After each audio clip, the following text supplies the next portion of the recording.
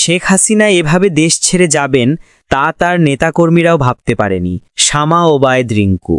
বিএনপির কেন্দ্রীয় সাংগঠনিক সম্পাদক শামা ওবায়েদ ইসলাম রিংকু বলেছেন, দীর্ঘ ১৭ বছর ক্ষমতার বাইরে থাকা সত্ত্বেও বিএনপি সবসময় জনগণের পাশে থাকার চেষ্টা করেছে। তিনি অভিযোগ করেন, আওয়ামী লীগের শাসনামলে গত ১৭ বছরে আলেমুলামা সহ ধর্মপ্রাণ মানুষের ওপর ব্যাপক নিপীড়ন চালানো হয়েছে।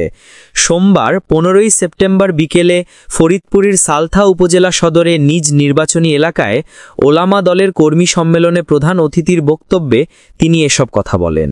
শামা ওবায়েদ বলেন, যারা দাড়ি রেখেছে, টুপি পরেছে, তাদের ওপরও অত্যাচার নির্যাতন করা হয়েছে। আলেমরা বাড়িতে নিরাপদে থাকতে পারেননি। পুলিশ বাড়িতে গিয়ে তাদের না পেলে পরিবারকে অকথ্য ভাষায় গালিগালাজ করেছে এবং অনেককে মিথ্যা মামলায় জেলে পাঠানো হয়েছে। তিনি আরও বলেন, আওয়ামী লীগ একটি বড় দল ছিল, অনেক নেতাকর্মী ছিল, কিন্তু শেখ হাসিনা যেভাবে দেশ ছেড়ে যাবেন তা তার নেতাকর্মীরাও ভাবতে পারেনি। তিনি আগামী দিনে দল মত ও ধর্মবর্ণ নির্বিশেষে সকলকে ঐক্যবদ্ধ থাকার আহ্বান জানান। বিএনপির এই নেত্রী বলেন, ষড়যন্ত্র চলছে এবং রাজনীতিতে ষড়যন্ত্র থাকবেই। আমাদের একটি নীতি ও আদর্শ আছে। জনগণ যদি ভোটের মাধ্যমে আমাদের নির্বাচিত করে, আমরা যে কোনো মূল্যে একটি মানবিক বাংলাদেশ ও একটি জবাবদিহিতামূলক সরকার গড়তে চাই। আওয়ামী লীগ সরকারের এমপিদের বিরুদ্ধে দুর্নীতির অভিযোগ তুলে শামা ওবায়েদ বলেন, ২০০৮ সালে যারা নৌকায় ভোট দিয়েছিলেন তারাও এই ১৭ বছর ধরে দুঃখ করেছেন, কারণ হালুয়া রুটি আর দুর্নীতির ভাগ প্রধানমন্ত্রীর পরিবার এবং তার কাছের লোকেরাই পেয়েছে।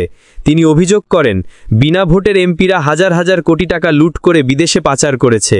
সাবেক প্রধানমন্ত্রী বেগম খালেদা জিয়ার কথা স্মরণ করে তিনি বলেন, শহীদ রাষ্ট্রপতি জিয়াউর রহমানের পথ অনুসরণ করে খালেদা জিয়া স্বৈরাচার এরশাদের বিরুদ্ধে ৯ বছর আন্দোলন করেছেন এবং ১৯৯১ সালে উপমহাদেশের প্রথম নারী প্রধানমন্ত্রী নির্বাচিত হয়েছিলেন।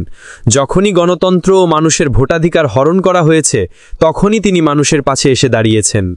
ফরিদপুর জেলা ওলামা দলের আহ্বায়ক মাওলানা মোহাম্মদ দেলোয়ার হোসেন জিল্লুর সভাপতিত্বে সম্মেলনে আরও বক্তব্য রাখেন কেন্দ্রীয় ওলামা দলের দপ্তর সম্পাদক মাওলানা মাসুম বিল্লাহ, ফরিদপুর জেলা ওলামা দলের সদস্য সচিব মাওলানা মোহাম্মদ সিরাজুল ইসলাম, সালতা উপজেলা বিএনপি সাবেক প্রধান মোহাম্মদ সিদ্দিকুর রহমান তালুকদার, উপজেলা পরিষদের সাবেক ভাইস চেয়ারম্যান আসাদ মাতুব্বর, বিএনপির সাবেক সহসভাপতি শাহিন মাতুব্বর, যুগ্ম সাধারণ সম্পাদক খন্দকার খায়রুল বাশার আজাদ, যুবদল নেতা এনায়েত হোসেন, হাসান আশরাফ, আটঘর ইউনিয়ন ৫ নম্বর ওয়ার্ড বিএনপি সভাপতি মোহাম্মদ মুরাদুর রহমান সহ স্থানীয় বিএনপি ও ওলামা দলের নেতৃবৃন্দ।